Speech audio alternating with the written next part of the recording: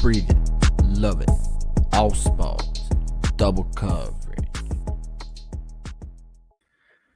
What is going on, ladies and gentlemen? Welcome to Double Coverage. Hope you're still living, loving, and breathing sport. I'm Dom with the great man Sauce, and we're back at it for episode 102. Saucy, great man, how you going? I'm good, mate. I'm good. Back again, another week, and it's been a big week in sport. Talk about we had probably one of the best cards on the UFC to year to date. There was some cracking fights. I'll get into that a bit later. I'm excited to talk about that. But other than that, hobby relevant topics. Not too many to go by, but plenty going in the week of sport. So we'll have plenty to chat about there, Doma. And yourself, how are you, mate? Definitely. Yeah, I'm going well. Like you said, not too much. Bit cold news there. Jimmy's saying it. Is it cold, Dom? Yeah, I got the heater on, but it's still cold, man. Like, I've floorboards. got a bloody t-shirt, mate. Yeah, all right, freaking Mr. Queensland over here. Jeez, oh, look at him. No, I'm a bit warm. I got the winter hats on, as Cage likes to call them. Every time he used to see us during COVID, we have one of these on. So it's good, just embracing the cold. I've been out in it all day as well, watching sport for work. Tell you what, it's got some bite to it, Sauce. You can feel it. It was feel it freezing in today, your bones. It was in your freezing. bones, mate. James, how you going? Adam, how you going? And Adam, number 2, beats and breaks. What's up? All right, let's get straight into it, Sauce, because as you said, a fair bit has happened in sport. We've got a lot of candidates for the Le Mans of the week, but I think we know who we might have to go for, a certain person that's been in the media this week. So he may be involved in a sniff scandal, but we'll get to that when we get to Le Mans of the week. But we'll start with the NBA Finals. Let's be honest, Sauce, for you and I, no surprises in game 3 and 4, because we said that they were going to split them one each. Yep, we did. So there was no surprises for us. It was full expectation, and not for anything, it opened up game 5 to be the one for Golden State to take back and get back on home court advantage and take the lead 3-2 in the series. What we saw in game 3 was the Nets dominate. The Celtics dominate. Played really well. Got the W in that one. And then I don't know what happened in game 4. Well, I kind of do know what happened. But there's one guy that you called a long time ago when he got picked up in this Golden State Warriors team. I don't think we're expecting this guy to be the number 2 to the Chef. The Chef put up 43 in game 4, mind you. But there was another person on the other end who was meant to be the 4th option in this team, behind Klay Thompson and Jordan Poole. Not behind Draymond, because obviously scoring-wise. But Andrew Wiggins has turned out to be a revelation, Sauce. And he is your boy. So I'm not going to shy away from that. You said he would be a great pickup for this squad. What have you seen? I know you spoke about him a couple of weeks ago, and you said he was going to be a key in this series. And you're on the money again there. But his game 4 performance and game 5 performance have been just phenomenal. So give us your take, mate. I'm flush with Andrew Wiggins, mate. There he is there. Andrew Wiggins, rookies to galore. Hit me up if you need any. I bought these a long time ago thinking that he would have a massive impact last season. And the Warriors, obviously, were Clay, got the injury again. So they struggled a bit. But I said it. I said when Andrew Wiggins went there, he was going to be the piece that they needed to contend again, because with his athleticism, he would be able to defend the opposing team's best wing player, and then which then gave a bit more freedom to the likes of Klay Thompson, who used to take that role before. So would give him opportunity to score more points and probably do less on defense. Andrew Wiggins is just proving that he was probably rightfully a number 1 pick, and that a dysfunctional franchise is unfortunately never gets the blame. It's always the player's fault. So, you can't help with the Timberwolves being a absolutely trash franchise, and they're still trash. So Anthony Edwards, get the hell out of there when you can. It will probably do better for your career. But he's come to the Warriors. He's improved his game as well, especially his defense. They love him down there in his work ethic, and he's proved that in this series. I mean, they got out hustled on the boards in games 1, 2, and 3, and then in game 4 and 5, you got a guy who's never put up double-digit rebounds, or not very often put up double-digit rebounds, and he comes out and gets 13 boards, career high, and then he had 16 career highs in game 4, 16 in game 4, and then 13 or 15 or something in game 5, and it was an area that the Warriors were getting absolutely slapped on. So he's the stat for you. He's the finals MVP for me, even though Chef will get it if they do win. But if he did perform a little bit better, a little bit better in games 1, 2, 3. No, stop. Chef wouldn't be getting it.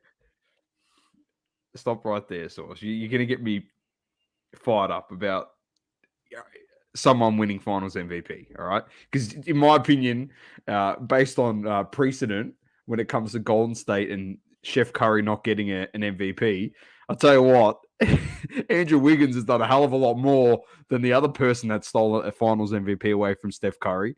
I can tell you that much. He's done a lot more because this guy wasn't averaging a 30, 13, and 9 triple-double on him in the finals. He's actually held the best player on the Boston Celtics to 5 of 15 shooting, which is 13 points off 55 possessions that Jason Tatum's had. Let me read that to you again. 13 points Wiggins in 55 possessions. 55, Sauce. It's unbelievable. His defense has been phenomenal. I can't believe I'm going to be clipping another Andrew Wiggins TikTok to put out there, mate.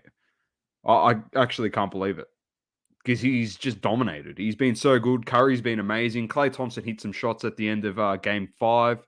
The question is, though, Sauce, where does it go from here? Because this time next week on this podcast, there is going to be a champion crowned, whether it's the Boston Celtics or the Golden State Warriors. Where does it go from here? Next game's in Boston, Sauce. So does it go to 7? Or Warriors in 6. Said it at the start, and I'll remain fat. Warriors in 6. They will get the job done in the next game. I'm going to stick with my prediction, Doma.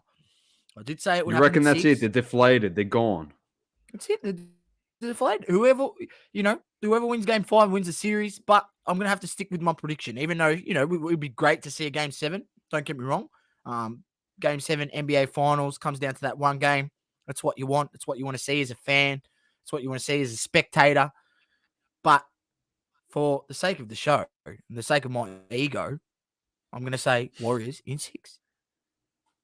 There you go. Warriors in 6. But either way, the Warriors are going to win it. So if they don't get it done in 6, they'll get it done in 7.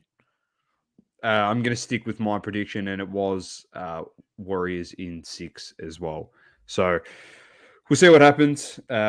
Obviously, it should be over, technically, based off of that on Friday. But you never know. Boston has played great basketball in periods. Obviously, they went 0 of 12, and then they hit 8 threes in a row. They couldn't miss. And even that, when the Warriors had a stinker of a three-point shooting game, they still lost, ended up losing the Celtics. So, but there is a chance it could go to 7, Source, obviously, on their home court there at the Garden. It could be very difficult for Golden State to close it out, but we will wait and see. Let's get to the chat, Source. Celtics in 7 says Cosmic. James says Wiggins finally validating making an all-star. Adam says he could use a few Wiggins rookies. He's got to start the fire at home. Big Jono says He said, Sauce, are you wearing a toupee? Never knew you had hair because all he sees you is with a beanie and a hat. Uh, Adam says, believe Celtics in 7. Jono says, Wiggins reminds me of a better version than LeBron. Hey, you can't be saying that shit anymore because Jono joined us on a special pod, which will be releasing this week at some stage. And it's all on record now. You can't be giving me shit anymore because it's all on record. I got it out of you. I'm very happy that I got it out of you. So James says, I saw Iggy on the court at the end of game 5. He might get it again. He could. He actually could. Global, welcome. How you going, by the way? I saw an image of something that you got a bit of surgery or something. Hope you're feeling all right. Yeah, he's high on morphine. Don't you see a few comments there? You go. High on morphine, he said. And then obviously the well wishes from the people in the chat to Global. So hopefully on the men, mate, and all the very best. And hopefully Golden State can get the W for you as a get well soon present. That's it for the final, Source.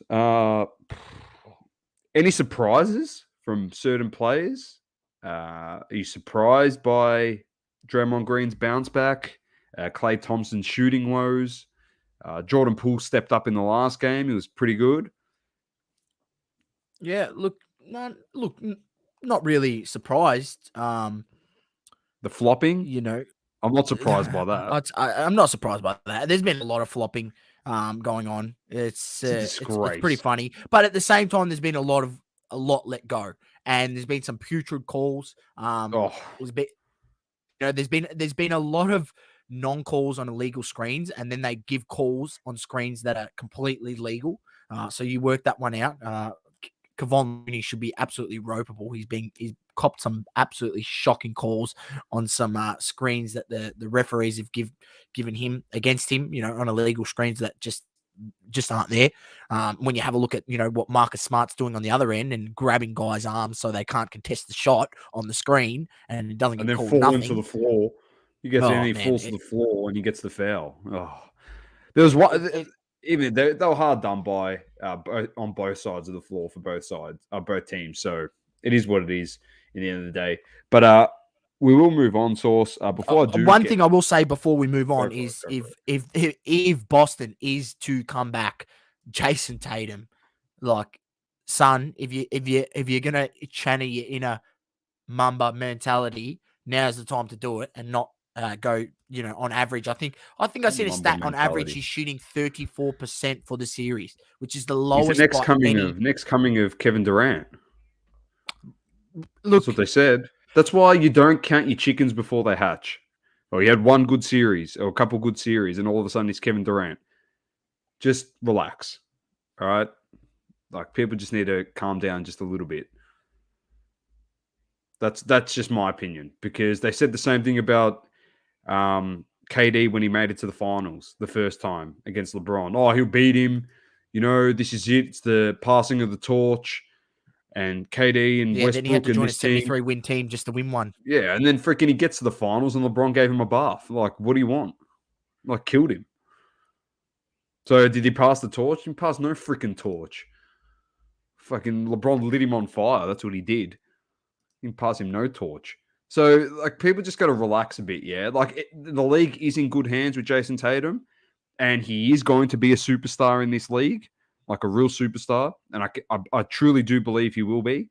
But just hold off on the comps, man. Like, the guy's done nothing. He's got to improve his game. He's been found out in this series. When he goes right, drives right, he's looking to get to the bucket, get in there and make plays. And he's made, and I think what I've seen where he's elevated his game is his ability to make plays for his teammates and not force some shots. But at the same time, when he goes left, he's not adverse at getting to the ring on his left hand. So he tries to then pull up for the jump shots, taking some really, really tough fadeaways and, contested and, not making them. And then he's got no post game. He's got no mid post. He's got no, he's got none of that.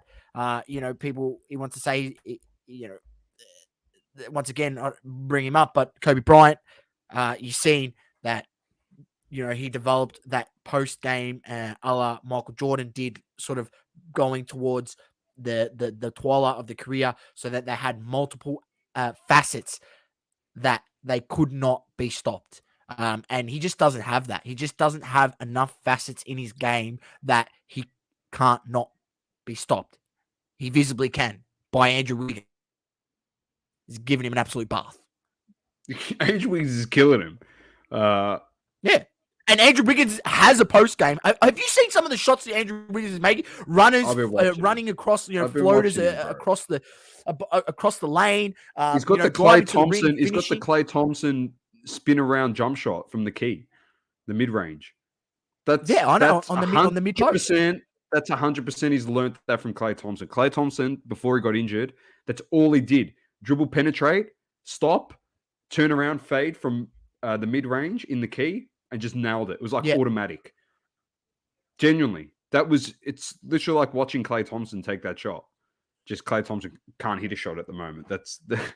He can't hit the backside of a barn. Hey, look, at the end of the day, as long as he makes the shots when it counts, if he makes some big shots when it counts, he has been making them when it counts. Yeah, and you can't, and it's not like you can leave him free. You can leave him open and sag off him. You got to give him that respect. He's still knocking down that three pretty good, and at clutch times as well. So that's the thing. He's still shooting him with confidence. All right, Doma, let's move on. Let's move on.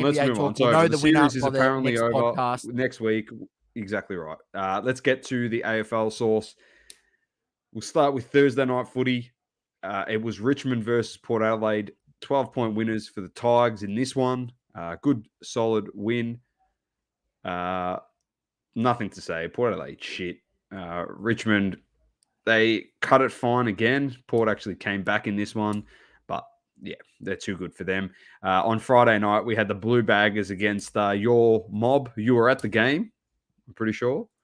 Yep. Well, Dons versus Carlton. Did you waste your time? Nuts off. And you wasted your time? Look, mate, I got a membership, so might as well go down there. Yeah, it's there. fine. The best thing at the games is they got raw stacks at the MCG now, so indulge in a bit of a they do. So that's good. Indulge in a bit of a raw stacks burger, which was nice. That was the best part about the whole game. There you go. That's pretty good. Essendon shit, and the Blues are, if they win this week, can go on top of the ladder. If they beat Richmond, they'll go provisional on top tomorrow night if they win that game. So the Blue Baggers, mate, tune into Blue Abroad if they do get the win, Source, because if they're on top of the ladder, it could be some of the funniest shit we've seen today. Like, talk about literally up and about. They would just be losing it. They'd be celebrating as if they've won the flag. If they can get on top of the ladder. That's just what I don't want to happen. Look, Carlton supporters, you're doing really well. Blue Baggers playing good footy. Mate. The lid's off. But as long as you don't win the premiership this year or any years going forward, so you go past Essendon and having 17 and us being on 16, because we're not getting there for 50 years, that's all I care about. Yeah, fair enough. Next up, we had Freo defeating the Hawks by 13, 95-82.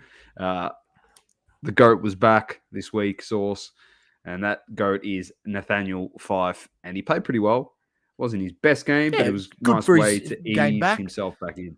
Correct. So. And Freo looking good. They got challenged in this game, but played out the 4 quarters and then won it pretty comfortably in the end by 3 goals. So they're rolling along. Flag mantle. They're rolling along. Flag mantle. Then we had the Lions defeating the Saints 78-57. They had 28 scoring shots to 17 in this one. They kicked 10 goals, 18 the Lions, so it could have been a bit bigger this margin. But smashed them. Lions on top of the table. James is very happy with that. He's very happy. Good on you, mate. And then on Sunday, we had the ring-a-ding-ding. They were a bit worried, the AFL. They were scared that they were going to get like 10,000 people to this game. Long weekend, North Melbourne versus the Giants. 49-point winners, the Giants against North. I just got one bone to pick, and it's with the AFL. Source. It's got nothing to do with North. I don't really care about that. This is like a business, like a business model type thing. Why on God's green earth are you putting North Melbourne fixtured against GWS as the single game on a Sunday on a long weekend and then worried that you're not going to get X amount of people to the football game?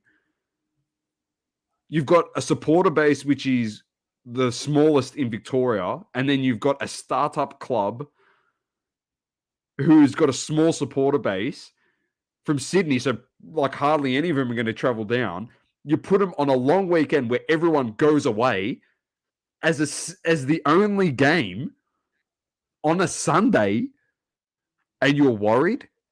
Here's a tip for the guy that does the fixture management at the AFL. How about you give North Melbourne the bye during the long weekend, so then they don't have to play. So then you don't have to worry about small numbers going to the football. How about you give them the bye and then they can play next week?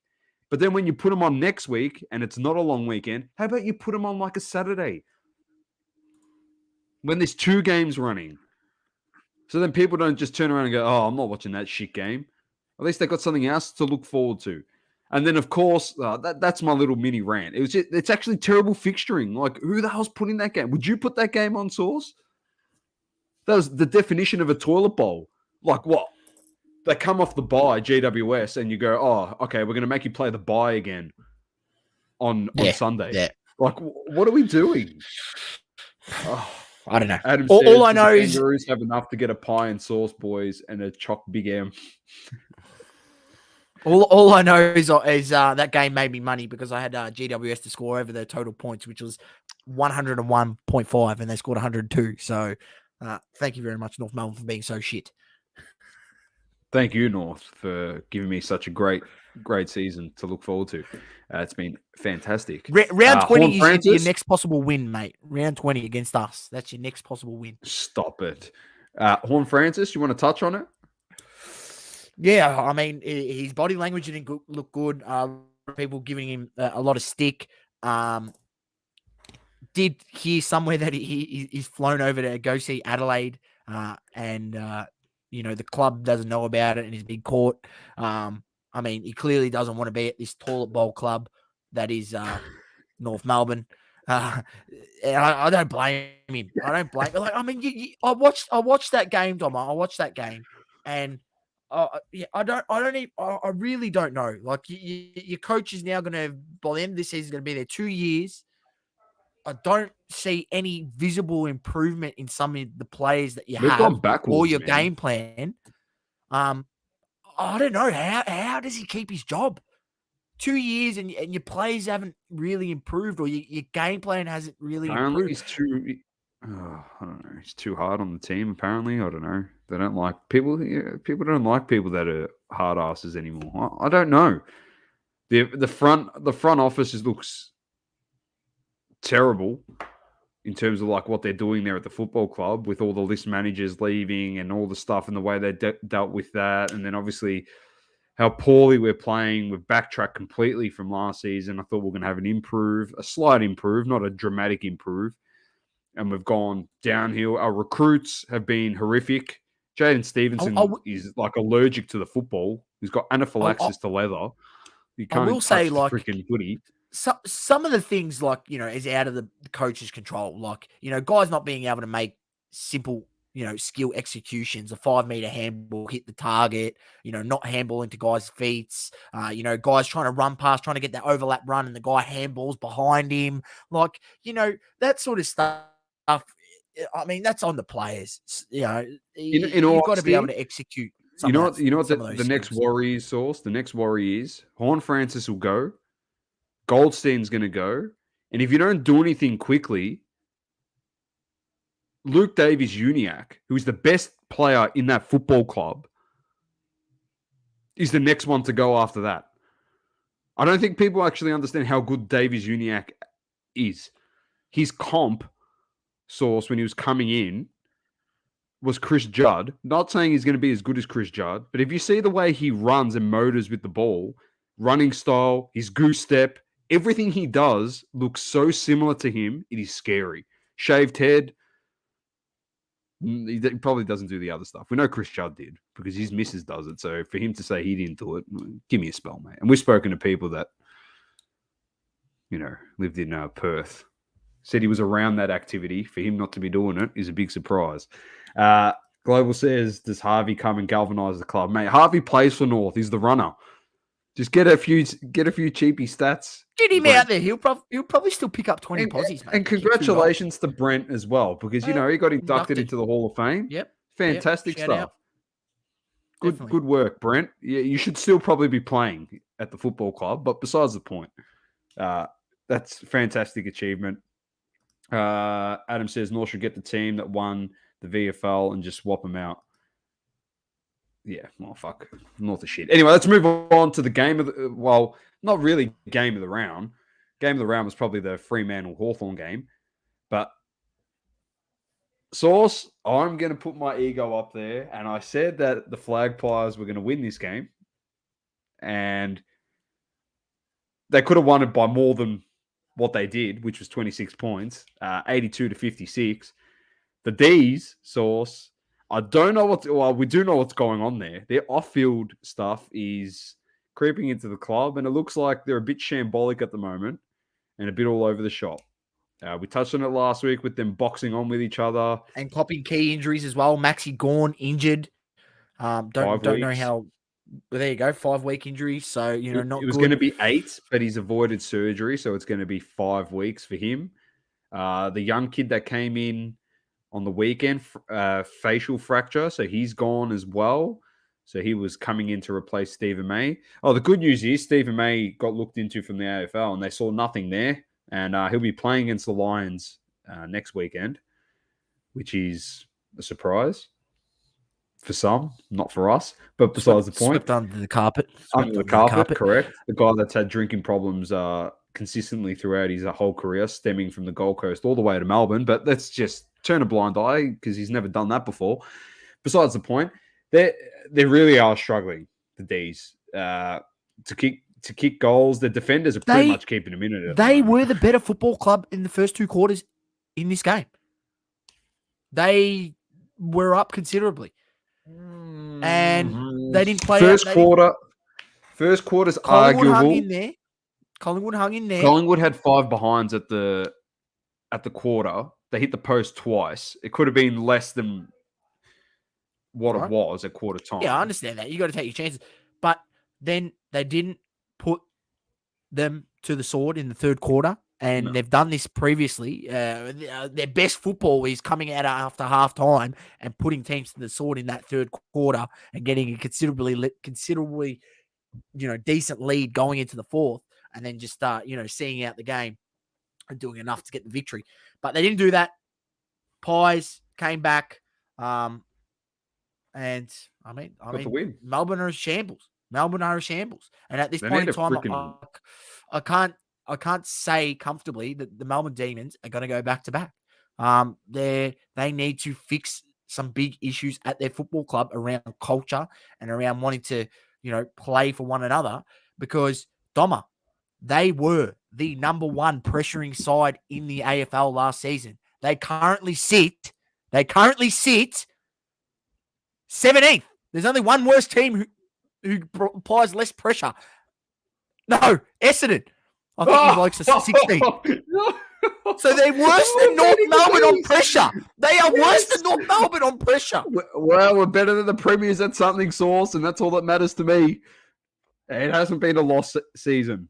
It's not a lost season just yet, mate. But that's saying something about your football club. If you are worse than North Melbourne under pressure acts, which is one of the... No. If you're sandwiched in between North Melbourne and Essendon... Yeah, that's right. That's right. You need some serious help. They've gone from the number 1 pressure team in the AFL last year, where they won the premiership, number 1, they are now 17th. That is not good. That is lacking effort. And they've got winning games. They've been winning games off pure talent because they've got a very talented team. Yeah. It's not looking good. They got to get back to the basics, Bomber. They got to get back to the basics. Get back to the 1%. Quickly. Get back to the things that win your premierships, mate. And that is the heart and effort, because you need that. You need to force the forward half turnovers. You need to apply the pressure to these, especially the top teams. Because I mean, Yeah, if you don't apply the 100%. pressure to the top teams, they will make you pay, and they've seen that with, Collingwood, with Fremantle. and they've Saw seen that with Freo. Fremantle. Yeah. And All right. So who else did they lose to? They lost 3 in a row now. So Dogs beat them. I can't remember. Who knows? The bye this week were Adelaide, Suns, Dogs, Cats, Sydney, and West Coast. On to this week's source, and games start tomorrow night, Thursday night footy. It's Richmond versus Carlton at the G. Game. Who have you got in this one? I'm going to go the Blue Baggers. I'm also going the Blue Baggers. I'm going them as well. I think this has got to be up there with possibly, game of the round. But I reckon it. Yep. This could be game of the round. Then we got the Saints versus the Dons on Friday night. How the fuck did we get another Friday night fixture? Because they thought you were going to be good, mate, with the savior Rutten. He was going to save the season. The players want to play for the coach. I've got no idea how to coach. Last time I heard that was Reece Shaw. Oh, because St Kilda will win by 6 goals. Yeah, I got the Saints as well in this one. King could kick 5. Honestly, if we've got to play Laverty on King, like we had to play Laverty on Harry Mackay, oh wow, he could kick a bag. He could. Then we've got Port Adelaide versus Sydney on Saturday at Adelaide Oval. Swans coming off the bye, Source. I'm going to go the Swans. Fresh. I'm going fresh Swans off the as well. bye. We're sticking with the Swans. We stick with them. Then we've got the Eagles versus the Cats. Franklin should be back. Franklin should be back. Yeah. West Coast is the bye, so got to go with the Cats. Then we got this actually could be game of the round. One of the great modern day rivalries: GWS versus the Western Bulldogs. They absolutely hate each other, which is nice. They always get into a punch on every time they play each other. This one's at Giants Stadium. Dogs coming off a bye. I'm gonna go the Giants. Harry Himmelberg, an absolute revelation, moving down back. Absolute revelation. Who is he played again? North. Come on. Revelation. No, I could have got. He played there the week before too. Stop. I could have had 38 touches against North, mate, and I don't even know how to play football. I'm shit. I can't even play basketball and I play that. Mate. And I'm terrible. Harry Himmelberg used to play there in his junior years. They've moved him back there. Gives him another kick off the back line. Much better kick. Classic case source of drafting a player in their certain position and playing them outside of their position and then putting them back in where they started their career and they're actually good. I know. Anyway, I read an article that Archie Perkins is actually going to play in the midfield. That's what I heard. You wouldn't believe it. You wouldn't believe it. Draft him. He's a midfielder his whole juniors. And then when he played there on Friday night against the Blues because Parrish got injured in the second half, mate, he was dominating. Who would have thought? I mean, look, as smart as these people are supposed to be as footy brains, some of the decisions just baffle me sometimes. But I'm going with the GWS Giants. I'm going doggies off the bye. Actually, yeah. With one guy that's out for 4 weeks. For the sake of the pod, let's go. Yeah, Gold Coast versus Adelaide is the last game of the round. Yeah, I think this will be a good game. But I'm going to go with Gold Coast up there. But you just don't know what you're going to get with Gold Coast. They could turn up some weeks they won't. Same with Adelaide. I'm going Gold Coast. So it's going to be a very close game, or it's going to be a blowout. Either way. All right, the buys this week are the Lions, the Pies, the Hawks, the Dockers, the D's, and the buy has the buy. So if you can work out who that is, the buy has the buy. It is North. All right, let's carry on, Source. Before I do get into F1, I don't know if you saw the news. A bit of soccer news. Obviously, Darwin Núñez to Liverpool. Haaland had his medical, is all sorted, ready to go at Man City. But something came across, caught my eye actually this morning. Saw a post, and Apple, I don't know if you saw this, has secured the MLS media rights to be broadcast on their Apple streaming service on a 10-year, $2.5 billion deal. And that gives them the right to broadcast every single game globally through their streaming service.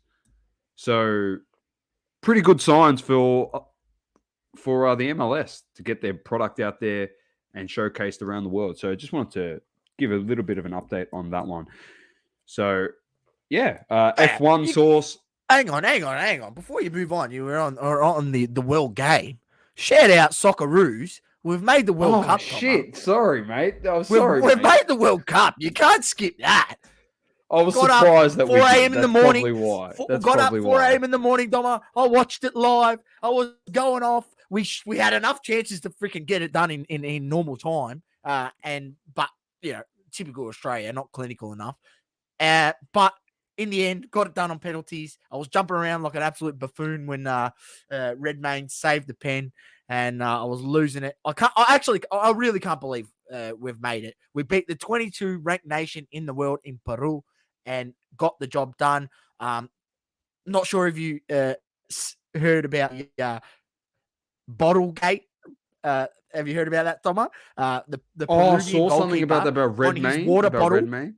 On his water bottle, he had a note stuck to it, sticky tape to his water bottle of all the penalty takers and where they're going to do it. And after the first pen, Redmayne seen that on his water bottle, and he picked up his water bottle and piffed it into the stands.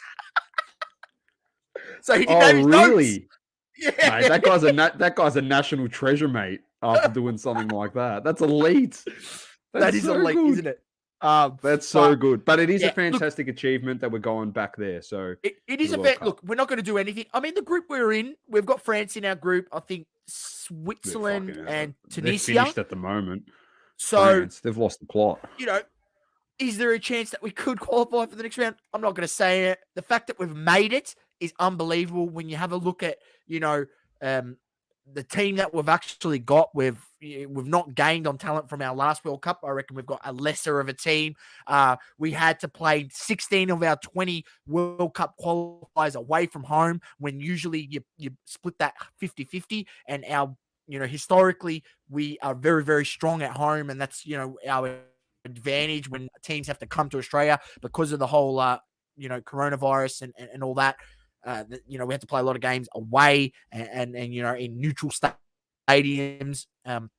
So it's been an amazing, feat to get there in terms of adversity. So well done to the Socceroos and Graham Arnold, who copped his fair whack in terms of, coach, and he shouldn't be there, and they wanted to sack him, but he's there, and he'll see the team through to the World Cup in Qatar later this year. No, it was fantastic, Source, and it's always great to have your nation in there. I thought for a second, at least we've got someone to support, Dom. I thought I was supporting Portugal. Also, I was becoming Portuguese for a month. That's what I thought I was going to be doing. But it's good to have the Aussies in there. I'll support them for as long as they last in there. Not obviously expecting them to win a World Cup, but I am expecting, now that they're in there, to put in and have a red hot crack. Hopefully try and cause a few upsets, a few draws. That's all you can do, really, in the group that we have. Switzerland are pretty good, and France, as we know, are France. But, if we can try and hold one of those top-tier teams to a draw, and try and, muddle it up a bit in that group, it'll be great for us as a nation. I'll be the first to say, did I think they were going to make it, Source? I said no. Mate, I own up to shit on this. I'm not going to be one of those bandwagoners that comes out and says, I said they were going to make it from the get-go, because it looked likely that we weren't. And like you said, Source, we actually had the odds were against us to qualify for this World Cup. Yeah. They were completely against us. But I think we were $5 going into the Peru game to qualify. Wow. So Peru was the hot favourites by the But it's good, Source. Like I said, I think we're all happy as a country, and I'll support them to the ends of the earth, mate. So go Socceroos. Hopefully they can do well in November when the World Cup starts in Qatar. Any other news? It was nice to see England get beaten in the UEFA Nations League this morning, 4-0. Well, they're struggling. They're struggling. Italy got beaten 5-2 by Germany.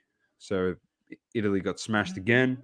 I'm liking the way the Germans are playing. They're finding a bit of form leading up to the World Cup. This is where I start looking who I'm going to pick ladies and love gentlemen. Germany. It all starts love from now. It Germany. all starts from now. It's these teams Germany's that are team's finding the form, piecing it together. You can't just rock up there and get it done in November. So You you're putting all your money then your way on. up.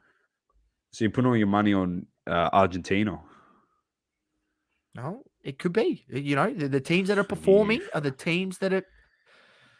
Portugal's been pretty good as well, which is good to see. Yeah, I see. Go playing pretty well. Last thing though, some news. I know we didn't talk about last week, but it's good because we can have a bit of a chat about it on here very briefly. But have you seen the Live Golf tournament that's starting in Saudi Arabia? Source? Yeah, I have seen it. There's a lot of heard about the the controversy on that. Do you have any thoughts on that? Obviously, they got Phil Mickelson, Dustin Johnson signed onto there. They've got a few other big Oosthuizen as well. There's a fair few big names. Apparently, they offered like a nine-digit contract to Tiger Woods that he turned down. Apparently, so. Yeah, very interesting stuff. So that's obviously hundreds of millions of dollars they offered him. I think someone said it was reportedly close to $1 billion for him to play in their tournament. Yes, that is the Greg Norman Competition Global. And now I got a bit frustrated, Source.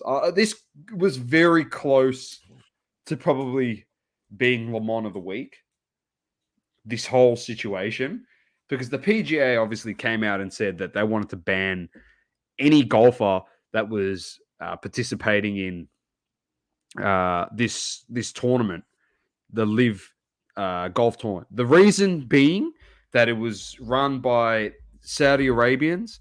Obviously, this is going to get a bit political, but to understand the story, you need to understand the reasoning, because obviously the way they treat women over there, the way they treat same-sex marriage and people that are into same sex, and the way that they're human rights issues with people, all that type of stuff. All right. And they were just like, everyone's going over there for money, which clearly is the case. Source.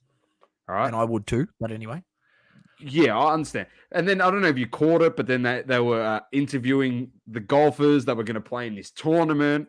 And then I could have given the reporter Le Mans of the Week. So there's so many lemons in this story. He pretty much turned around to one of the golfers and said, if Vladimir Putin was running a golf tournament right now, would you play in his golf tournament if he was offering you the same money? And he didn't answer the question. He's like, seriously, that's the question you're going to ask me? Like, what? Like, the answer's most likely not, but stop fishing. And this brings me, Source. This brings me full circle. So the PGA has 49 tournaments in a year, and for X amount of prize money. Now, the prize money of 8 tournaments in the Live Golf Championship is close to $500 million just for playing in 8 tournaments, the prize money, Source. So it's a lot of money for a small amount of tournaments. Now, this brings me back full circle, all right? Don't misconstrue anything I'm going to say here, because everything that everyone is against in Saudi Arabia, I'm against what they're doing as well. But, Source, there's a big but in this, all right? You know what my big but is to everyone that's complaining about this? Grab your phone, grab your television, grab jewelry, the clothes that you wear, computer, the food that anything. you buy, your computer, get it all. Get some gasoline. Actually, don't go to the petrol station because it fucking costs a bit too much money to go get a jerry can and fill that with petrol. Go get just some flammable liquid from the supermarket. Grab a packet of redheads. If you know what they are, they're matches. Light a nice redhead match, drop it on top, and burn it all. Because the fact that you don't want these people to go play over there for those issues, and you're consuming all that shit, yeah, and then we've got races, whether it's motorsport or anything else, and it's played they're raced over in the Middle East and in Saudi Arabia, or you've got a World Cup in Qatar. The fact that you let all these things happen, now it's an issue. So My advice to you all is shut the fuck up. That's my advice. Shut the fuck up and get on with it. Because Get on. you let the precedent happen for the last 50 years, 100 years of human existence, and now it's a problem. Like, it's always been a problem. It's just everyone wants to turn a blind eye till they think it affects them. So now I'm going to talk about it. You can't do anything about it. So Man City, that's another one. No one cares about their Apple iPhone getting made in a sweatshop in China, mate. Exactly. They're Nikes that they're rocking with every day. They're sneakers. I'm a sneakerhead. Where do you reckon all those sneakers are made? Like, Man City source, the City Group. Like, well, this is the best. Like, especially here in like Australia, I go for Melbourne City, or I support Man City, and I've got this and that. Like Russian oligarchs, like Chelsea, and like all these other, and what? All of a sudden we got a problem. Like, we're happy to let all this other stuff happen because it's like, oh, Man City's sick because they got so much money they can buy everyone. Mate, did we ever turn around we complained about Newcastle? I don't know. Source, we complained about Newcastle for 5 minutes, remember? When Newcastle got bought out, and they're like, oh, these people, the human rights issues. Mate, as the days and the weeks go by, ladies and gentlemen, you just get back to your daily routine, your 9-to-5 job, and you forget about all this stuff. And what will happen about the Live Golf Tournament in the next you know what will happen, 2 months? They'll look up the scores on their iPhone and their they'll be like, oh, Dustin Johnson sweatshop. Yeah, exactly. They'll be like, oh, Dustin Johnson won the tournament. How fantastic is this? It's very bad. What happens around the world? Yes, in different countries. Do we stand for it, both of us? No, we don't stand for it. It's very wrong on what they do. But have a look in the mirror on the way we all act and the things that we do in our lives. And then think about what you're doing when you're criticizing a sporting body. Just think about that. So that's all I'm saying. All right. So from that source, I just needed to bring. There was a very close Le Mans of the week. It probably could have been and should have been Le Mans of the week, but we'll move on into race weekend, where, if you've seen the title of this show, no fun in the F1s for Ferrari. They are the kings of pole, but they are the court jesters at the moment when it comes to race day, because they are absolutely laughable. Source, they are laughable.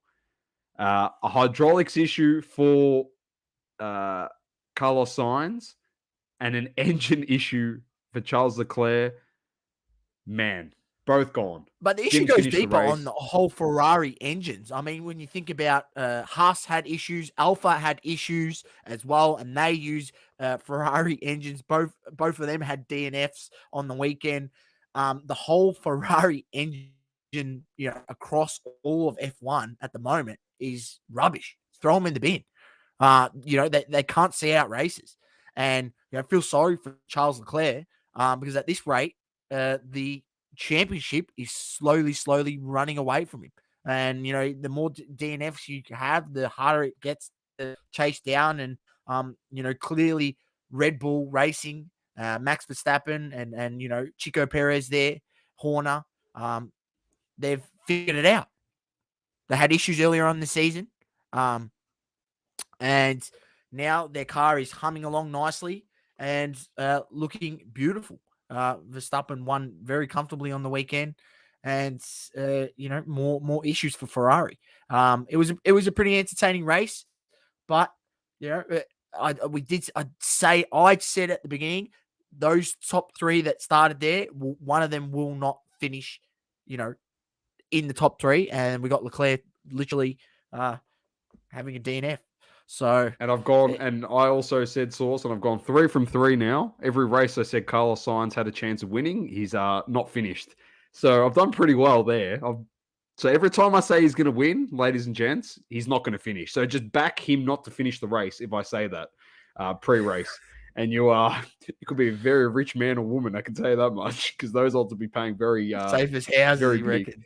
Yeah, but the interesting one, Source, obviously, there was a porpoising issue with the car, apparently compressing the spine. and it's causing a lot of issue and discomfort for drivers.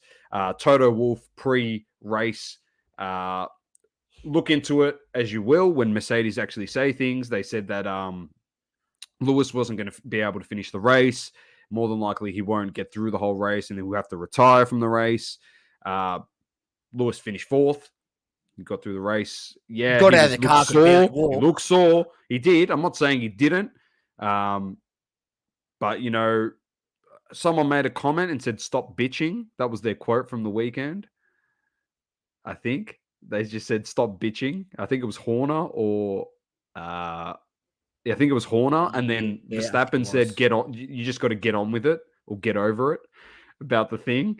So I think Red Bull are thinking that they're putting a bit of mayo on the topic and playing it up a little bit so the rules can get changed so they can fix their car to be a bit more aerodynamic so they can dominate in the second half of the season. I think that's what Red Bull's angle is at the moment. But all I know is if you have a look at that's Mercedes compared to the Red Bull and the porpoising, Mercedes looks way worse. Oh, it looks terrible. But that all could just be a ploy for Mercedes to be put in just for Lewis Hamilton. Because the other guy that's driving at Mercedes, we said it during the race source. This guy, literally every weekend, he gets in the car. He goes, "I've got 2 Ferraris and 2 Red Bulls in front of me. I've got a streak of finishing in the top 5. I've got the 5th fastest car." But he goes, "I'm going to get my teapot out. I'm going to mix a nice Earl Grey brew in the F1." He goes, "I'm just going to be sipping on teas and eating bickies for literally a whole race. And someone will crash Just out. wait for the mistakes. Someone will stuff up.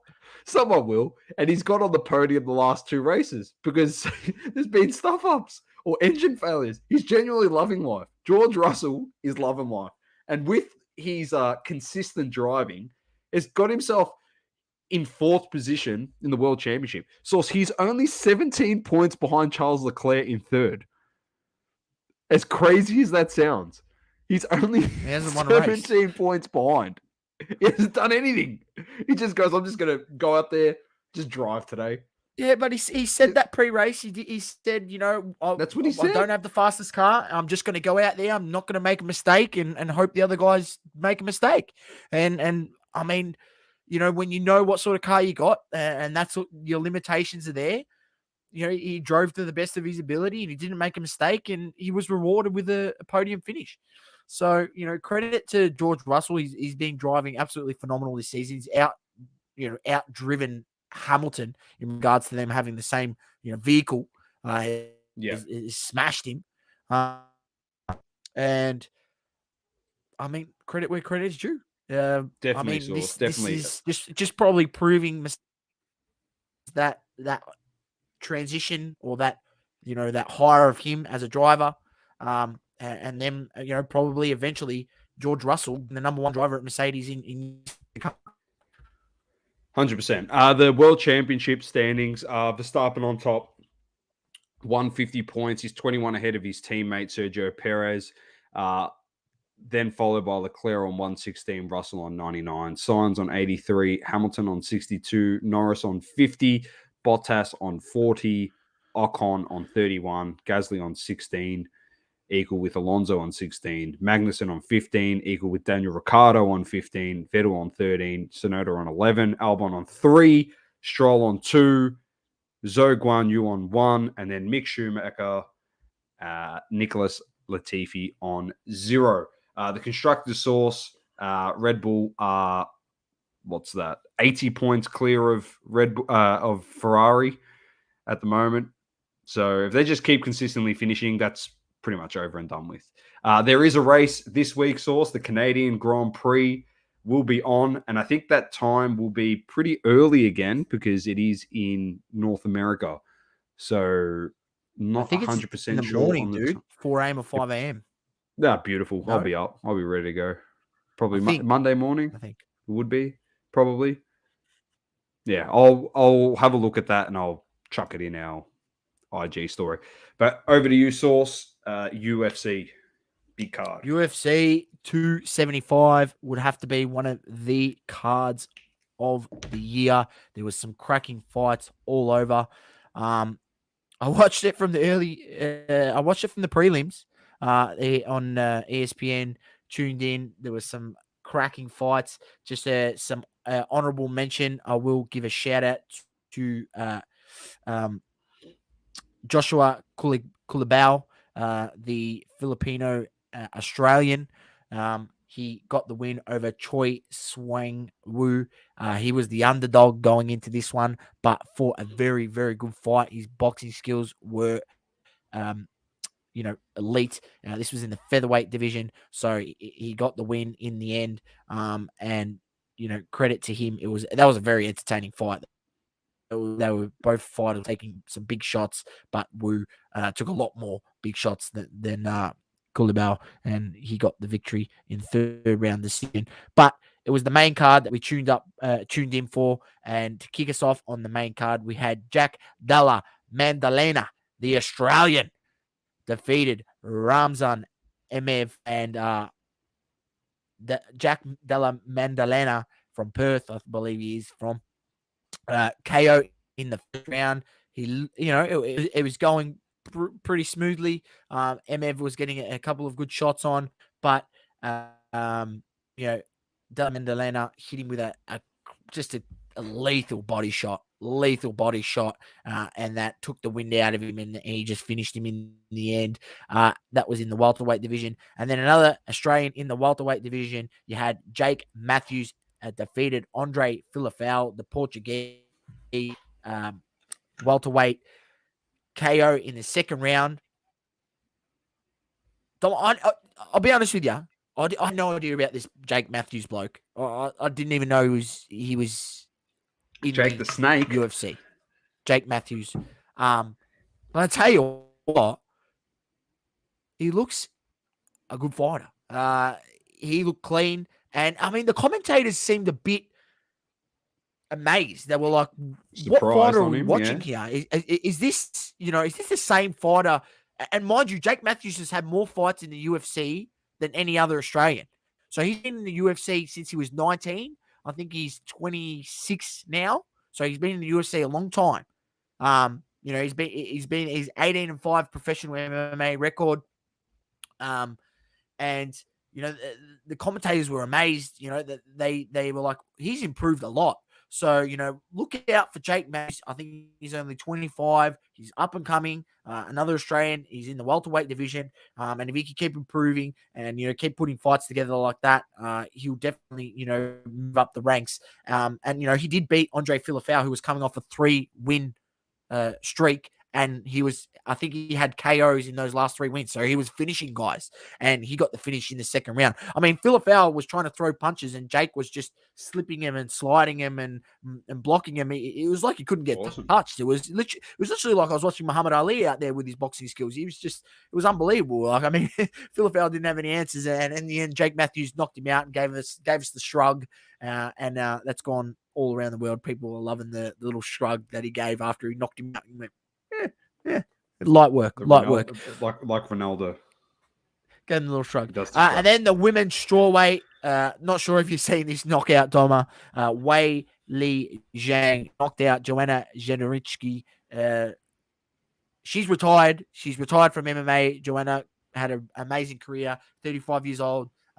Said some things after the fight. She wants to become a businesswoman, wants to become a mum. So, she's hanging up the gloves. Credit to her, former champion, but got knocked the fuck out by Wei Li Zhang with a spinning back fist, and there was lights out to the floor in the second round, and Zhang just floated around. She'll get another title against Carla Esperanza, who took the belt off Rose and Namajunas in their last fight. So look forward to that one in the future. And then the women flyweight went the distance. Valentina Shevchenko ended up getting the win over Talia Santos. Controversially, in my opinion. Yeah, I heard about this. Yeah. One judge scored the fight 46-49 Shevchenko, giving her 3 points more. I think that judge needs to be fired. I don't know what the hell fight he was watching, because in my eyes, Talia Santos clearly won 3 of the rounds. When she was able to bring Shevchenko to the ground. She had the advantage. And in my opinion, Santos only lost this fight because in round 3, they clashed heads. And that clash of heads, Shevchenko actually fractured her cheek and her whole left eye closed. So she was out of one eye for 2 rounds, pretty much, rounds 4 and 5, and really also still got the job done. Santos is really, really young. Shevchenko got found out a bit. I think there's got a few fighters that watch this fight and go, okay, she's not that untouchable. Yeah, she was the her. Terminator, mate. She was the Terminator, and I now... tell you what, back to reality. She's got some things to improve on, especially in the ground game, because Santos had her number. When they went to the ground, Santos was just all over her. So Talia Santos will be back. She'll get another title fight at some point. And Shevchenko, I think she's defended the bout 7 times. So I mean, she's just killing it. And yeah, I think the fight was closer than what that called it, which was 46-49, which ended up getting the sway win for Shevchenko. But at the end of the day, she got the job done. And then the main event, the light heavyweight, Glover Teixeira lost to Yuri Prochazka. Teixeira was 30 seconds away from winning the fight. He had this fight on points, in my opinion, done way more than Prochazka. When the fight went to the ground, Yuri was in danger. Glover was all over him. I mean, 42 years old. He said he's not hanging him up, so he'll probably, there could be a rematch here. I think it will be a great fight. But this fight was amazing. It had everything. This is the thing that you see. Yuri came from the Japanese MMA, dominated there. He had dominated in other organizations, won the titles there. Came over to the UFC, 2 fights, then gets a title shot. So his third fight in the UFC is literally a title shot for the light heavyweight. Ends up choking out Glover, tapping him with 30 seconds to go in the fight in the 5th round. Credit to him because he fought right to the end. But it just goes to show that when you come to that next level and Yuri hadn't been tested past a 2nd round. I think he'd finished all of his fights within 2 rounds in the UFC, his first 2 fights, knocked guys out. But Glover just had a different chin. He landed some amazing shots on him. I really like the way, Yuri has an awesome fighting style. It's very like, I'm just trying to think, it's like there used to be a guy on Mortal Kombat. He was like, his name was Eddie, right? He was like African guy, and he used to like dance around. Tekken. Tekken. That's right, Tekken.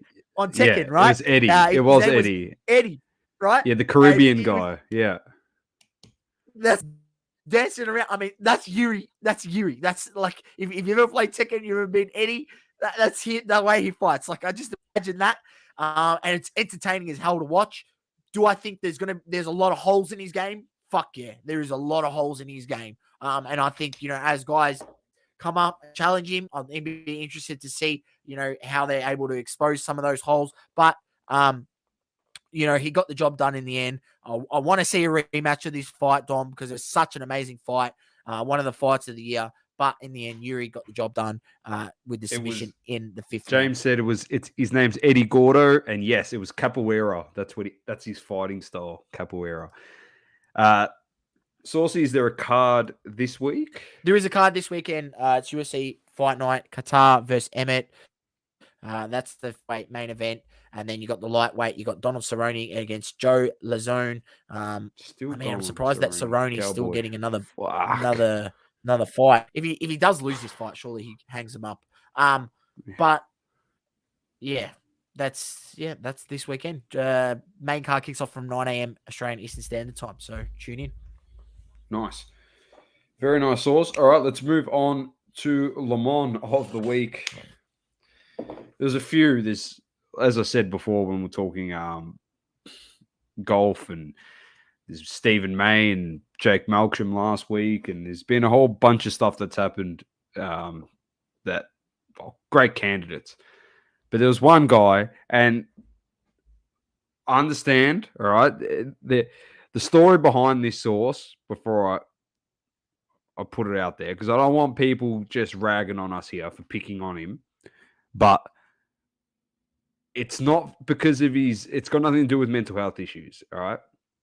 It's got nothing to do with that. I feel for the bloke. But Bailey Smith, the reason why you're getting this prestigious award, all right, is for one reason and one reason only. In all honesty, whatever you do in your private life, you do in your private life. No one has any control over that, yeah? And Source, it's safe to say that if we actually had to have a 3 strikes out policy in the AFL, you wouldn't even be able to top up the teams with VFL players. There'd actually be no AFL. There'd be no football league. The Australian Football League would cease to exist if you had the 3 strikeout policy. So whatever you do in your own time, by all means. If you venture into NRL, shit me. Like, I was going to be, like, pretty good with my figure and say, 50% of the AFL. But if I was going to the NRL, mate, we're looking at 85% plus doing that type of stuff. But the thing is with Bailey Smith from the Western Bulldogs, the reason why he's getting the Lamont of the Week source is because you're high-profile, up-and-coming youngster in the league. All eyes are on you. You live in the world of social media, so you're literally looked at under a microscope with a fine-tooth comb every minute, every hour, every second of the day. And I know that's hard. Like, as a high-profile footballer, it'd be extremely hard for any celebrity of that status.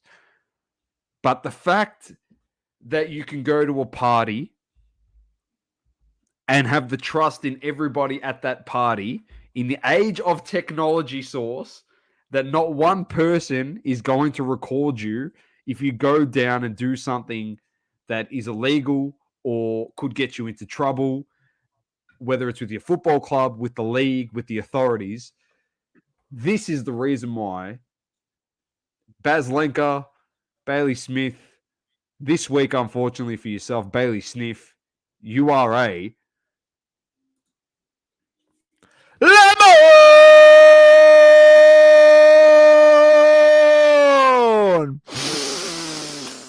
Sniff on that lemon. I can't. The lemon didn't even come up on my screen. Oh, you're lagging out, mate. It did come up on my screen, so that's all right. As long as it came up on your screen. Am I actually lagging? Yeah, you freeze up a little bit, but your voice is still good. It's okay. So that's all that matters. It's all right.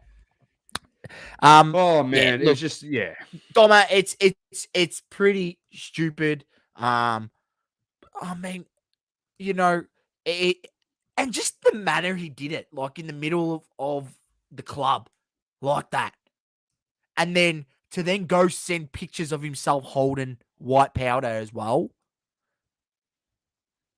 Like, I don't know. Like at that point, I'm thinking, what is actually going through your brain? Like, do you realize that you're a professional athlete? Like, it's a bit different. It's a bit different. Like, for instance, just the average Joe doing that. It's a bit different. No, well, technically, we can't do that either, because if we did something like that and it got sent to our boss, we'd get fired as well. Even though it's got nothing to do with the workplace, like, you'd still get reprimanded to an extent. Well, maybe not fired, but you get reprimanded still. But it's the fact that you have so much more riding on you because you are a high-profile person. Like, yeah, I understand that, but I agree with you though. I just don't understand where his brain was at that point in moment. And yeah, look, did come out and make comments. I'm not going to comment on those comments. Because I'm not going to comment on those either. From him or others, there's no point. Yeah. Oh, look, Dom, I don't really want to say what I really think about the whole situation is how every time this happens, it happens to be a. Yeah, I know. You don't need mental health. Yeah. Is that always? It seems a coincidence. It seems like a coincidence. That's all I'm going to say. All right. So I just think did the wrong thing, got caught. you know, you owned up to it. There's a bit of a cop out there, but I'm not going to say that he doesn't have it or doesn't have it. But I just think it's bizarre that every time this happens with an AFL athlete, that is the issue. Yeah, So, fair enough. That's fair.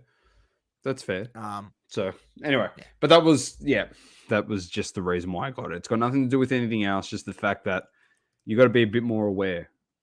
And if you're not aware, the people that are surrounding you, your mates, like, they should be able to say, like, pull your head in, Bailey. You don't want to do if that. If that was his mate that racked up that line for him, he's a Le Mans. He's not his mate, if you ask me. He's not his mate. Just a Le Mans. He's a dickhead. He's a Le Mans. He's a lemon as well. Yeah. All right, so let's get into Hobby Talk, brought to you by PSG.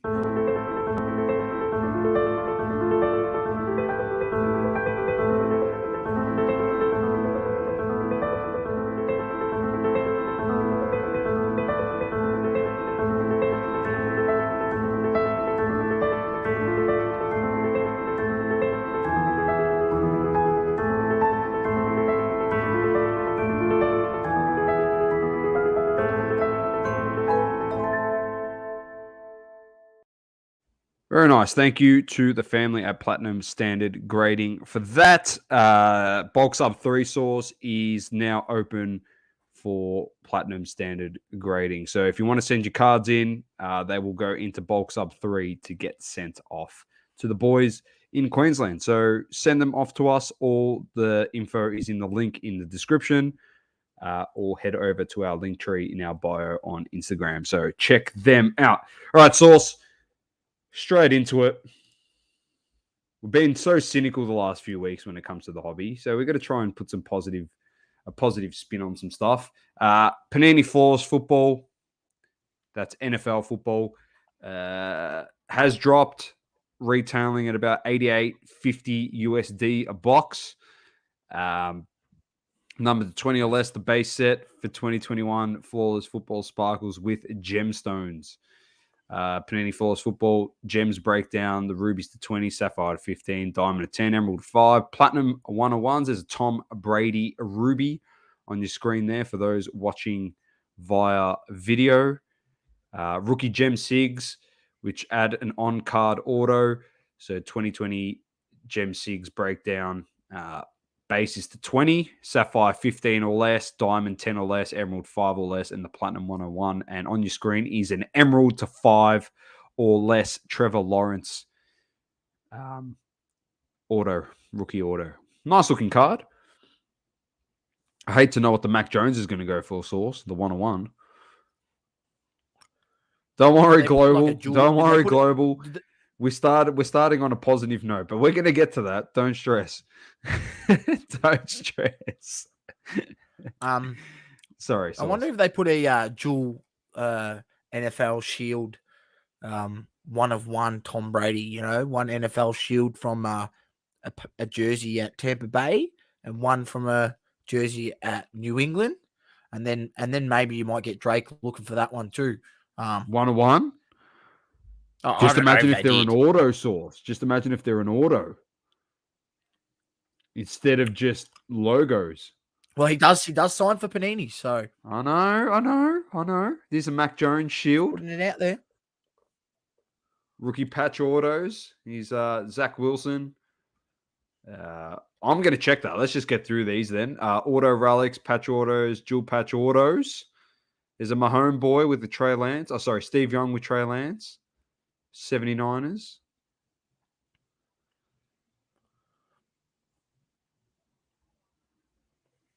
Still not worth Silver.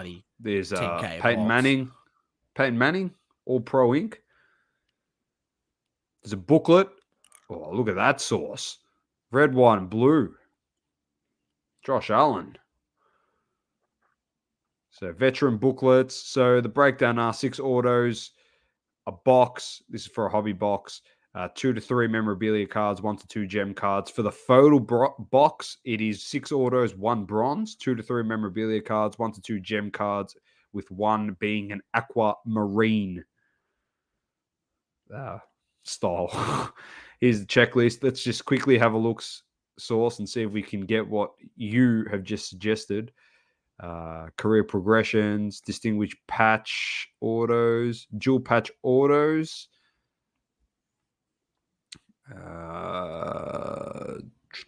That's dual patch, flawless, cleats, flawless cuts, flawless achievements, flawless dual autos.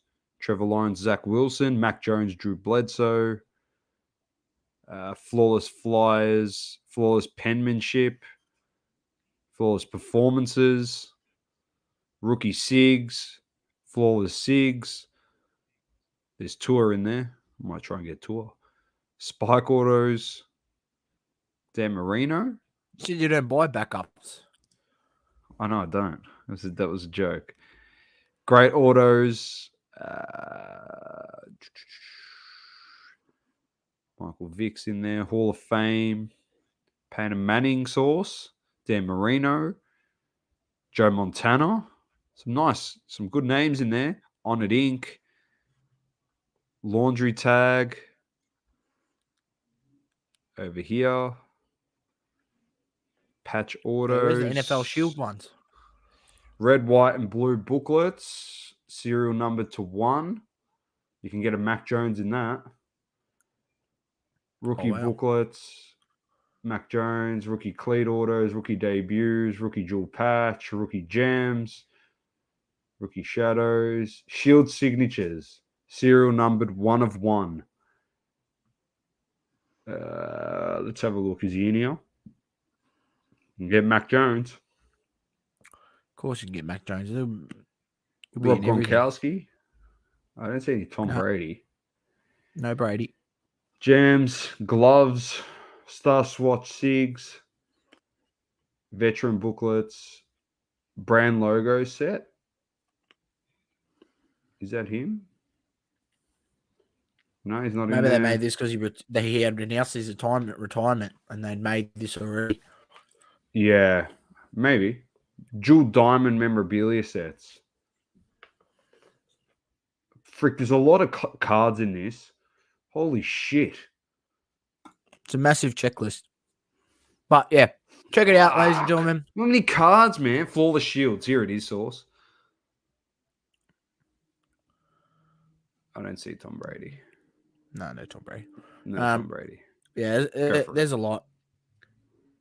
Check it out, ladies and gentlemen, on Cardboard Connection, the checklist. Don't know how it's worth $9,000 a box, but anyway, it is what it is. What have we got? Do you know how much $9,000 back in 2016? How many cases that would have got you?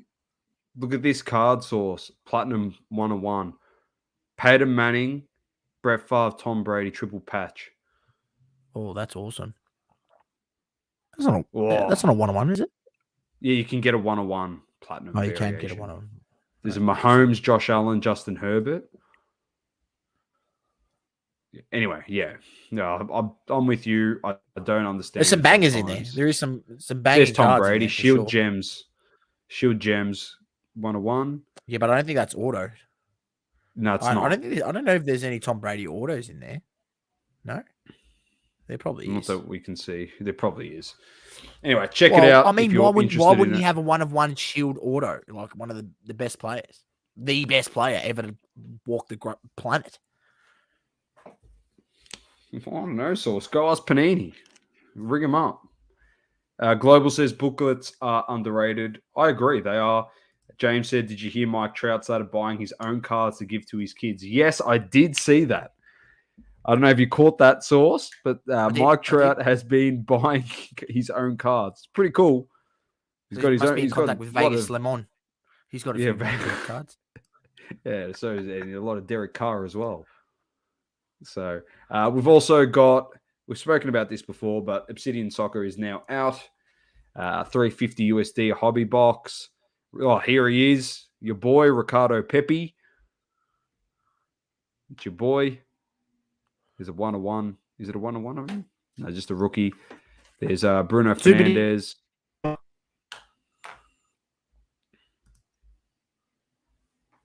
Ricardo Pepi, your boy. Obsidian, base parallels. I'm not going to go through them. There's a whole bunch of them. There's sources boy, Luca the Don.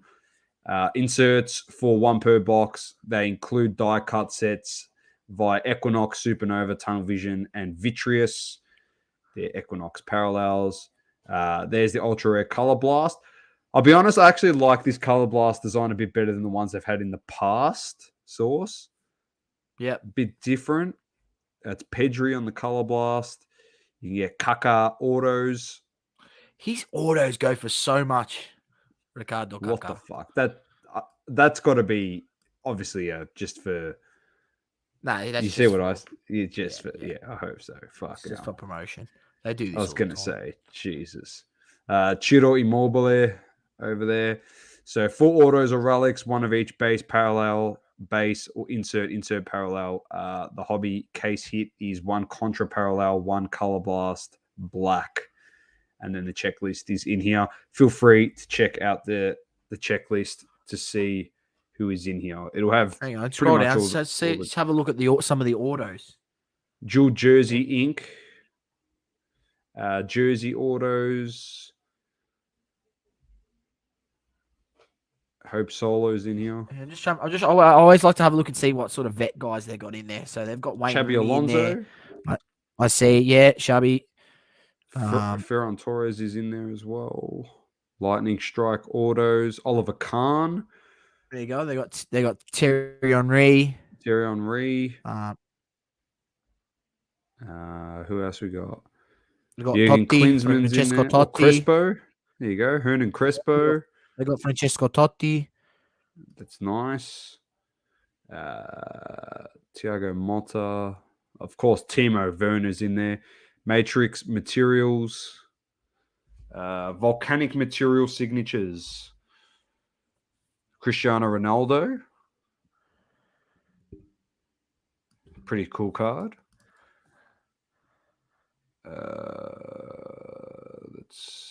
Was that Andrea Pirlo in there? Pirlo, yep. Puyol, Carlos Puyol. Look at Tony Sauce. To have the guys that are still playing, but the other guys that aren't playing. I feel like they abuse Carlos Vela so much, just because they've got his rights with the MLS license. So they just Beckham's in here. They put him Lionel Messi. Wherever. Andrei Shevchenko. Yeah. It's a good one. Gilardino. Maldini. Paolo Maldini. Another good one there. David Trezeguet. Great. They need to get some other guys in there. They need to get like some Edgar Davies in there. Some Clarence Seedorf. Seedorf. Oh. Yeah, so some Zlatan, Eruption set. Yeah, here he is. Your boy. Ooh, well, boy, we love him. No, Zlatan doesn't have autos. Yeah, I know. Just doesn't. It's all right. Just doesn't sign, mate. He's too much Trifecta material. Black color blast. You can get Haaland, Mbappe, Ricardo Pepe color blast. Cristiano Ronaldo, Jude Bellingham, Messi, Gundogan, Bukayo Saka, Pedri. Anyway, go have a check of this set if you are interested while we move on to the next thing, Source, because it is another week, and with another week comes another checkup, and there's been another bid, Source, since we last checked. There's 22 bids on this thing now. It's up to 1.7 million, $2,040,000 with the buyer's premium. That is the 2020-21 Panini Flawless triple logo, man. LeBron James patch 101 PSA authentic card that is still on World Tour. Source. It's like a rock band on World Tour, this thing at the moment. It's still getting pumped to the moon, or as we like to say, shielded to the moon. There's a rumor, Source. There's a rumor that in the dying moments of this card on auction, old Drakey boy himself may bid $5 million on this card. That's the rumor that's floating in the circles at the moment. Would it surprise me? No, it actually wouldn't, because there's still 10 days left and it's at 1.7 million. End of financial So year is soon, isn't it, Dom? end of financial year is the 1st of July, Source. So get your I don't know. get your Is that bids the same? in to get a tax write-off. Yeah, it's end of financial year is for everyone during that time, pretty sure. So tax write-off for old Drakey. Might have to buy some, I don't know, something that's a collectible to put it as a tax write-off. So just keep an eye on that one, Saucy. Keep an eye on that. Next one, you brought this to my attention, but the great company of BGS has a new CEO. So just want to put that out there and wish him all the best. Sauce, if you had to give him a piece of advice, what would your first piece of advice be to the new CEO of Beckett? Yeah, there he is, there, ladies and gentlemen. That's him. Timbo. What's his name? You're welcome Kunal to come on the show. Chopra, the new CEO of Beckett. Feel free to check this article out at Sports Collector Kamal Daily, Chopra. and then I'll chuck it in the comments. And I think he's going to be on a few podcasts. I think he has been already on one podcast as well, chatting. And I mean, it's probably time enough that they did make some moves. Did Beckett. So it's. So what's your piece of advice to him, Sauce? If I'm Kunal right now, and I sat down and I said, Saucy, you're rarely wrong about many things in the hobby. What do I need to do to fix Beckett? What do you say? I think themselves. I mean, Kunal, you need to, first of all, you need to get affairs back in order in terms of your turnaround times, right? That's point of call number one. Point of call number two is make your grading options more affordable to collectors, because at this current price point, they are not affordable to collectors. Number three would be to implement a better system, online system to track your orders, because at the moment it's pretty shit by all reports. Now, I don't know from Australia because I just submit through Cherry, and they take care of the rest. But I do know people who do deal with them directly, that their system to track is pretty pathetic. On the other spectrum, their number one competition, PSA, have gone to the next level in that sense, in the fact that there's all now high res scans of your cards. The way that they track the order is much better than it was before, and there's been big improvements. So Kunal comes from a tech IT background, has been CEO of tech companies, so they're hoping that he can bring some of that 21st century tech aspect to Beckett, who are still living in the past. You still have to do a paper submission form. That's how in the past they are. So and send that in. So yeah, there would be that would be the things. And he does say in this. I will read one thing from the article. He says he sees Beckett as a one-stop shop platform of amazing products and services for collectors to manage their portfolio of internal investments. This includes refining our core offerings, pricing, grading, and authentication services, but also expanding to newer services and categories beyond trading cards and comic books. We intend to do so by innovating on behalf of our customers and utilizing cutting-edge technology in Web3 and blockchain data analytics, artificial intelligence, and automation. So big words from Kunal. If I had one piece of advice for Canal Chopra Sauce, you know what I'd say to him? Day one, if I was him, I'd walk into the BGS office and I'd put a memo on all my employees' desks and say, listen, there's a golden auction on at the moment. I need you to go on golden auctions and go on every single BGS card that's on there.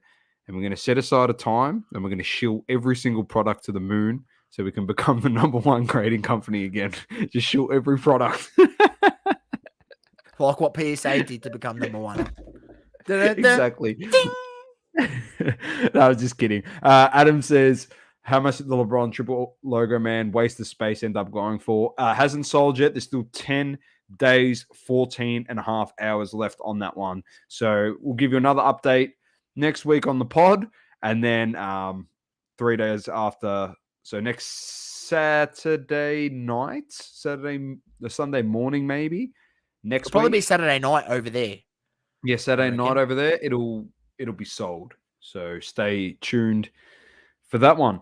Speaking of PSA, we can't go 1 week without speaking about them. But this is not just a PSA thing. I think this is just a generalization thing of grading once again. But Ryan from GemRate was on the LTB podcast, and he spoke about how there is a hesitancy now to send cards to PSA. That's the company used in question, because they just don't know where or what grades their cards are going to come back, because it's so, I don't know, it's just not consistent from where it used to be, where everything used to go in and come out a 10 or a 9. So there's a bit of concern now with people that their cards are coming out in lower grades. But Nat Turner has been on podcast and they've asked him this question, and he has said our grading standards have not changed from that point. So, Mr. Mate from them, what are you saying? Nat Turner's lying? I don't know. It would be good if Nat came on the show, that he's refused a couple times, but it'd be nice if he came on the show and actually answered the questions that we wanted to ask him. But anyway, I guess he didn't want to answer him, Source, because then the shit that he's doing now, he would have been held accountable by us, and we would have just been clipping literally the clips of him saying what we wanted him to answer of our questions, and we would have literally just been putting them on a loop. Literally on loop. He said this. There would have been some really good reels floating about.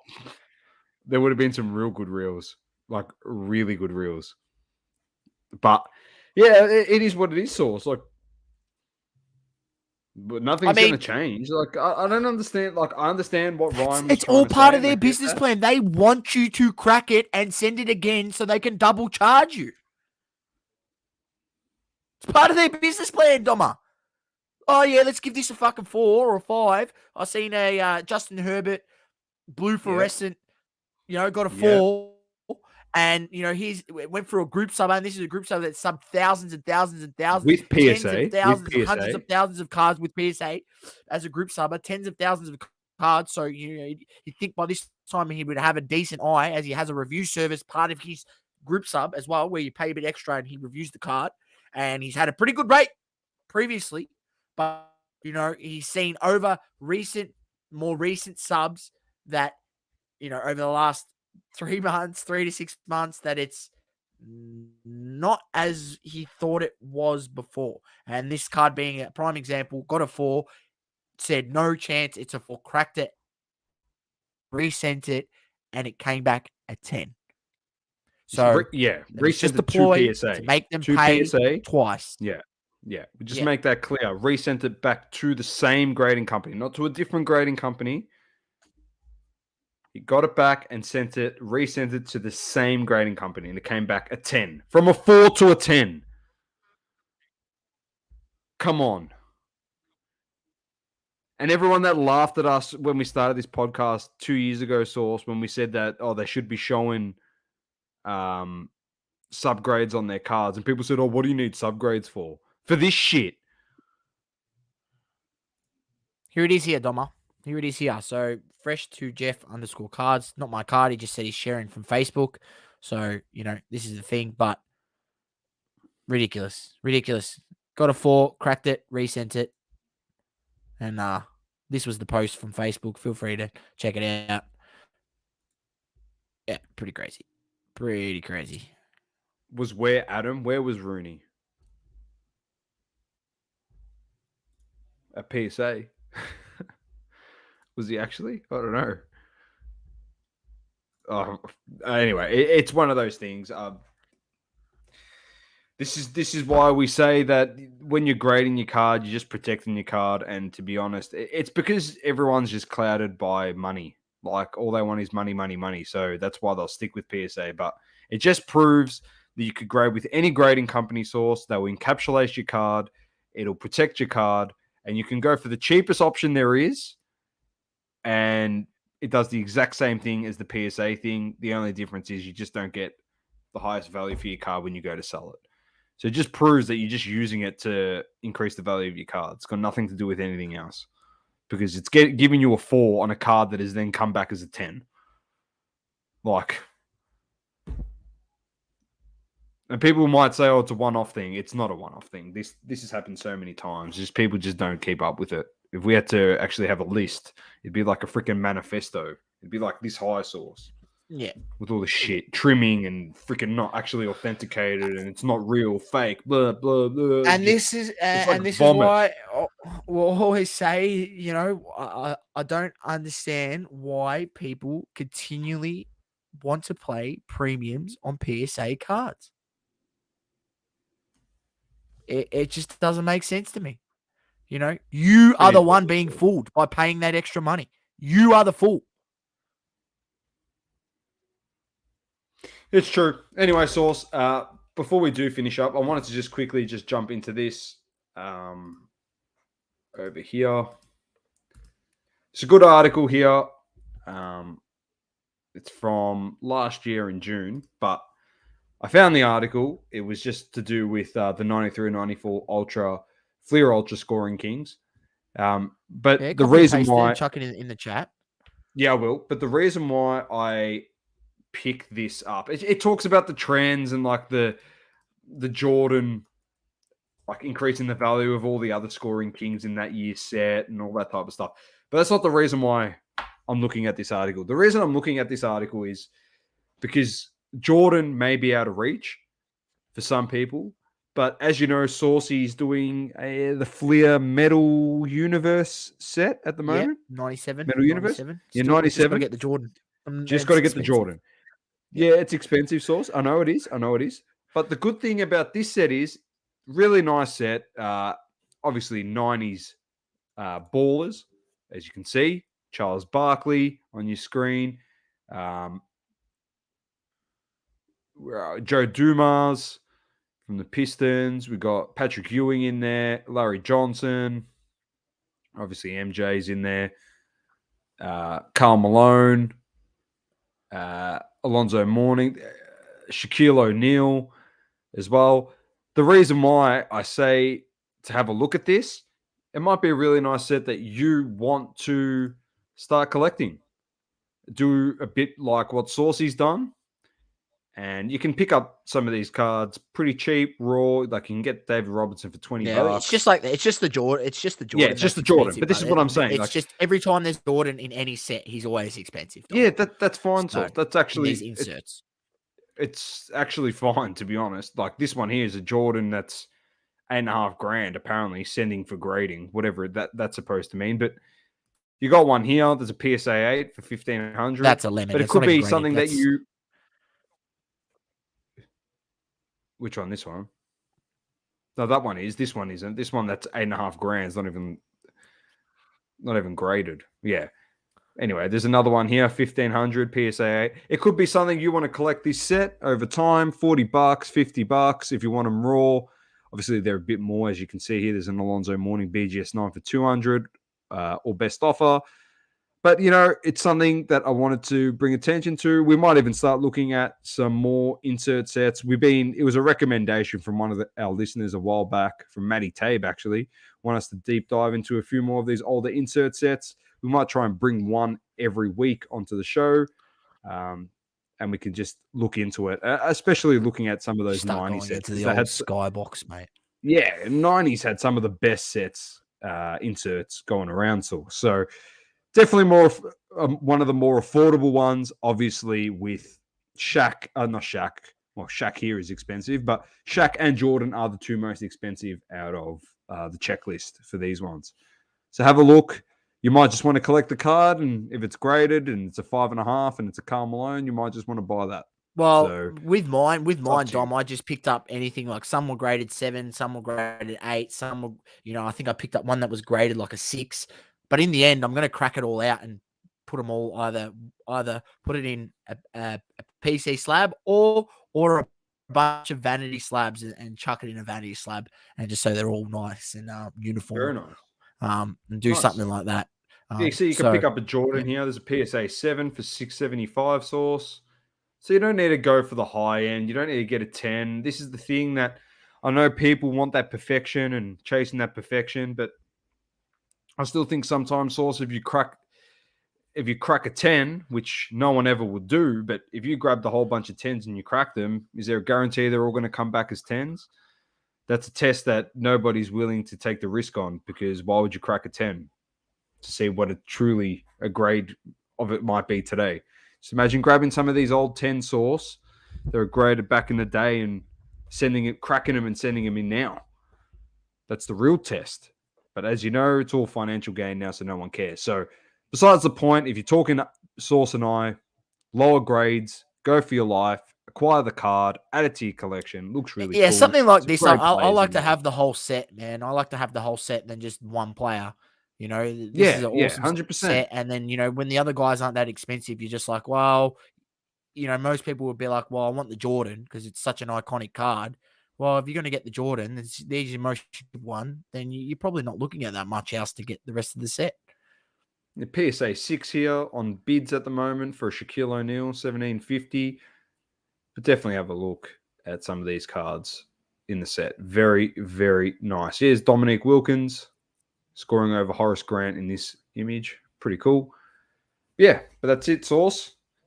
Have a look and enjoy. Global said he recently spent around 2K on 90s inserts. Very interesting. And Adam said the test is on the logo man, triple logo man, LeBron. If Drake gets it, he will crack the slab, get LeBron to sign it, and then resub it and see if it gets the same grade. It's only authentic at the moment.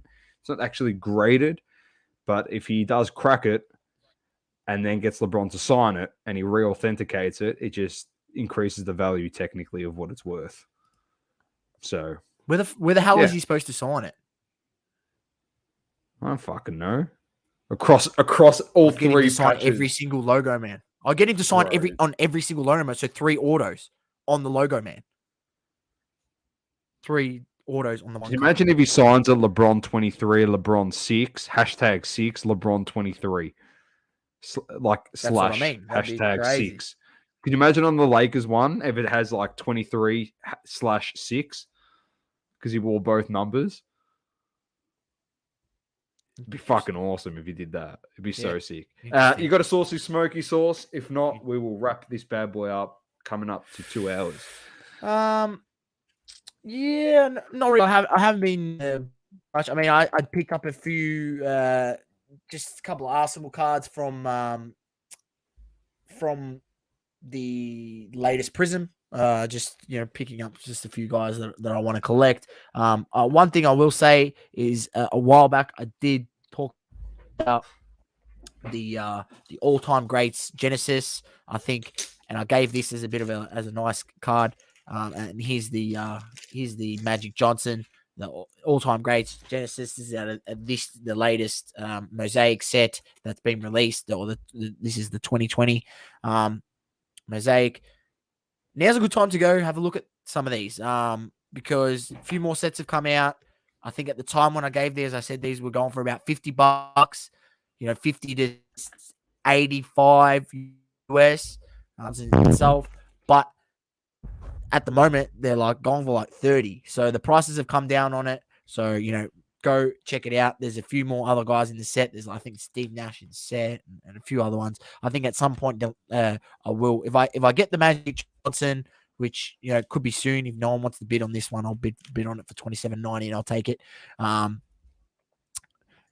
I might try collect the whole set. This is I'm just trying not to buy too much until I'm slowly saving money on the side to be able to get the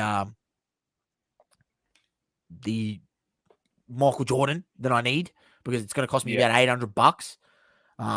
So buying too much, and yeah, try to veer less away from prospecting and a bit more down the road of collecting sets and things and guys that I want to collect, and just having my PC, because at the end of the day, I think I don't know. I just feel like there's more tough times to come in the hobby, in a sense, just with I think so economic too. issues in the world. So, I think there's going to be people not being able to spend, not having less and less disposable income to spend on cards, just because of the financial status of the world. So yeah, I don't want to try and force people to be like, oh, here's a play, I'm going to make you money. Or here's a smoky, I'm going to make you money. And it doesn't quite pan out that way. And you probably should have used that money to buy yourself some food or something, I don't want to be held responsible. I'll just tell you what I'm sort of looking at, what I'm buying for my collection. If it's something you're interested in, awesome. If it's not, tell me it's shit or don't. But yeah, it's more the road I'm going with the saucy smoky. And a quick shout out to the Oracle source, because he's hooked me up with some Manchester United cards, Prism cards that he must have hidden a break. He must have had United. I think it was when he was trying to get a David Beckham, but there's a few coasters in here. There's a few cards here, which are pretty cool. I'll keep some of them. There's some double ups here, some players of like Sancho, but of course some coasters to add to my collection. As you can tell, this is on my desk right now. I have my coffee while I do my work. My current coasters are Luke Shaw. It's a current coaster. This guy, who's the future of the Brooklyn Nets, apparently. That's his rookie as well. It's hammered, that one. That's pretty much it at the moment. I've got some nice cards on here.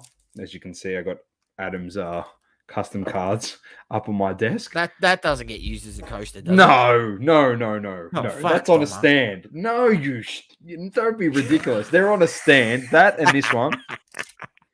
They're on a stand. And then Luke Shaw's the coaster. But, I got some new. This is Harry Maguire!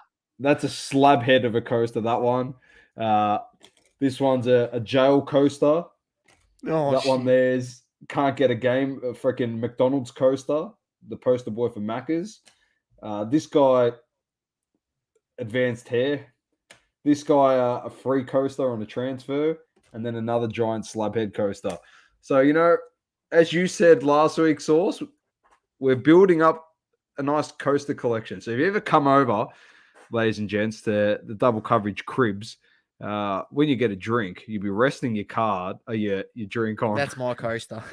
There you go, Granite Jacker. There you go. I've got a few, and I've got a also Greenwood there as well. That was gifted to us. That was gifted to us by Pedro. Yeah, and you've got the Nick Claxton slab too from Matty. Yeah. And hey, if anyone's got any cheap Poku slabs, must be PSA. I'm talking cheap, like I'm not paying more than $10. Yeah, don't care what the grade is. Alexeski Poku from OKC. He's my next coaster, PSA coaster hunt. I'm getting a cheap PSA. It has to be a PSA slab. Has to be. No other grading company. PSA only. James says, seems like most of the United team are coasters. Yeah, they are. But, I got David De Gea in there. He's not a coaster, mate. He was the best player we had all season. So I'm not pulling out David De Gea and making him a coaster because that's just disrespectful to him. On that note, Sauce, thank you once again, everyone, for jumping in, listening, joining in the comments, always supporting us. We really do appreciate it. I'm Dom with the Great Man Sauce. Keep living, loving, and breathing sport. It's a Double Coverage. And peace. Peace. Thank you for tuning in. Please don't forget to leave a review on the Apple Podcasting app. Also, follow us on socials: Instagram, Facebook, Twitter, and TikTok. Talking all sports. Double Curve.